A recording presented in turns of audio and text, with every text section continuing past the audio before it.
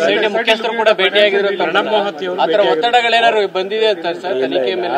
ಆ ರೀತಿ ಏನಿಲ್ಲ. ಅವರು ನಾವು ಬೇರೆ ಬೇರೆ ವಿಚಾರಗಳಿರೋದಿಲ್ವಾ ಚರ್ಚೆ ಮಾಡೋದಕ್ಕೆ? ಬರೀ SIT ವಿಚಾರಗಳನ್ನೇ ಚರ್ಚೆ ಮಾಡೋದಕ್ಕೆ ಮೊಹಂತಿ ಅವರು ಬರೋದಿಲ್ಲ.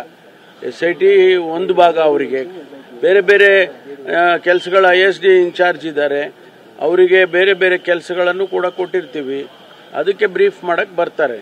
ಸರ್, ಸೌಜನ್ಯ ಕೇಸಲ್ಲಿ ಕೂಡ ಇನ್ನೊಬ್ಬ ಮಹಿಳೆ ಬಂದು ಹೇಳ್ತಾ ಇದ್ದಾರೆ ಸರ್, ನಾನು ಅವತ್ತು ನೋಡಿದ್ದೆ, ನಾನು ಕೂಡ ಸಾಕ್ಷಿಯಾಗಿದ್ದೆ ಅನ್ನೋದು. ಅವರು ಕೂಡ ತನಿಖೆ ಆಗ್ತಾರೆ ಸರ್? ಅದೆಲ್ಲ SIT ಗಮನಿಸುತ್ತೆ, ಅದೆಲ್ಲವನ್ನು ಗಮನಿಸ್ತಾರೆ ಸರ್. ಆಮೇಲೆ ಈ ಧರ್ಮಸ್ಥಳ ಪ್ರಕರಣ RSS ಮತ್ತೆ BJP ಗಲಾಟೆ ಅಂತಾನೂ ಕೂಡ ಕೆಲವರು ಮಾತನಾಡ್ತಿದ್ದಾರೆ ಸರ್. ನಿಮ್ಮ ನಾಯಕರುಗಳು ಕೂಡ ಈ ಬಗ್ಗೆ ಯಾರು ಮಾತಾಡಿದ್ದಕ್ಕೆಲ್ಲವೂ ಕೂಡ ನನ್ನಿಂದ ಉತ್ತರ ಸಿಕ್ಕಲ್ಲ.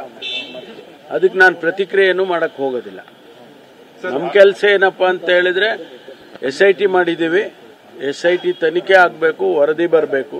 ಅದು ಬಿಟ್ಟು ಬೇರೆ ಏನಕ್ಕೂ ಕೂಡ ಅವರು ಏನೋ ಹೇಳಿದ್ರು, ಇವರೇನೋ ಹೇಳಿದ್ರು, ನಾನು ಒಬ್ಬ ಗೃಹ ಸಚಿವನಾಗಿ ನಾನು ಅದೆಲ್ಲದಕ್ಕೂ ಕೂಡ ರಿಯಾಕ್ಟ್ ಮಾಡಕ್ ಹೋಗೋದಿಲ್ಲ.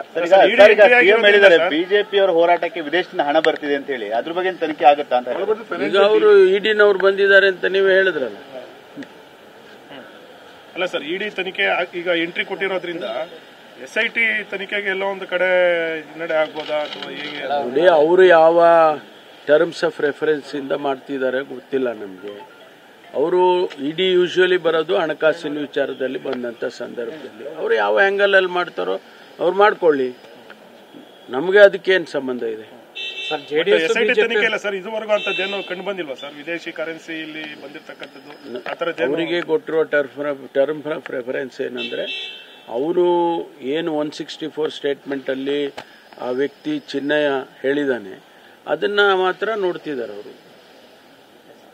Thank you.